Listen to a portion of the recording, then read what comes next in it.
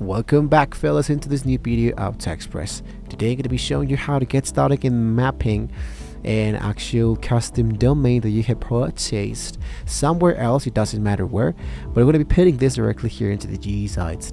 So directly here into the GE sites, the process is actually not that hard. So the first thing to do is to sign in directly into the website where you make the purchase of your site. Let's say, for example, I'm going to sign in directly in here. This might be asking me for additional information about my account. I wanted to focus directly into my custom product that I currently have, which in this case should be this one. So let's say that you have purchased a custom domain because you find, let's say for example, like a great offer, a great deal for it. So how we can actually link this directly inside Google Sites? The first thing to do is to generate your very first Google Sites. So for this, what I need to do, of course, is to go directly here into Google Sites. Whether you wanted to start from a new site from, let's say, blank, or what you can do is to use a template gallery. For example, let's say this is for work, small businesses, there's the education banner, there's the team, there's the portfolio, and there's so much more. So let's go ahead and click into the website that we have already created and we already have directly inside our own Google Sites. Directly in here, as you can see, here's my actual website generated. Now, when I hit for the option that says published, this will be asking me to enter a new web address in order to my people, of course, to look out for it. It will be sites.google.com view TechExpress Ltd. So I go for the option that says published, and just like that, I have my website already been published with this current site. But what if I wanted to get started with my new let's say element like this and put it directly into the upper side? Well, for this, it's going to be really important that you have a true website already been published. After this one has not been already been published, then you can come back directly into sites.google.com, hit into this settings elements, and look out for the option that says custom domain. Just like that, we can go for the option that says connect your domain, and you wanted to enter your custom domain. In my case, will be this one that I have purchased. So I go for continue, smarton.online, and it usually might be saying this domain is not been verified yet. So we needed to verify the ownership. Now, to verify the ownership, just click directly into verify your ownership. This will be sending you directly here into the Google Search Console, where you needed to type the domain. It says check verification, and it might be asking you to enter this information.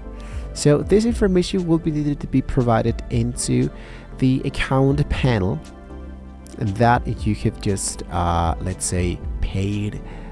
In my case, let's say for example to go for advanced DNS. Usually here into my advanced DNS, I'm going to delete this record because I no longer wanted to see those like this. And just like that, what I wanted to do now is to add a new record. Usually is a txt record, and the value, it should be appearing directly in here. So copy this and go for verify. Once you have now successfully done this process, usually this might not be taking more than 1 minute. So basically what I just need to do is to head over for continue here to verify until this ownership verification has now been correctly done. Now in my case, this might be taking a little bit more time, but you don't have to worry about it. Once again, this might be taking up to 5 minutes. And well, basically my actual website is now expired. So I needed, of course, to make an actual renewal payment for that. But in this case, you can just go ahead and do it on your own. Once you have now done this process, you can head back directly here to Google Sites, delete one letter, put it once again, and here should be appearing this blue mark bar that your website has not been correctly verified. So if I head back directly into my website, let's say I'm going to change it for another element. Let's go for OK. Here it should be appearing my new generated element created. right?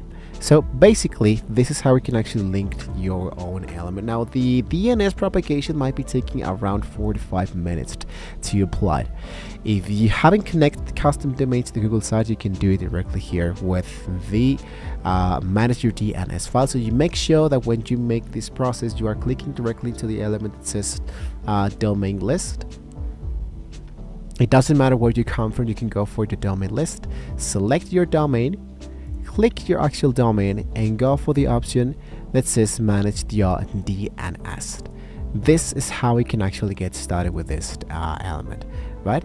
So with that being said, guys, we have now reached the very end of the video, so don't forget to like, share, and subscribe to the channel if you want to see more great tools on how we can get started directly here for managing all your website elements directly inside Google Sites. Make sure that you wait up to 24 hours to see the change from sites.google.com into your custom domain that has been generated directly inside Google. So thank you once again for watching. Don't forget to like, share, and subscribe. See you next time.